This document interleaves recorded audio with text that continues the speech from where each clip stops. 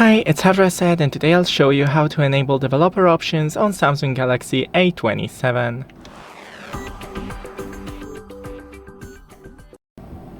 First, go into the settings and scroll down to About Phone. Then go into Software Information and we have Build Number. Click it around 7 times rapidly and then unlock your phone. As you can see, developer mode has been enabled.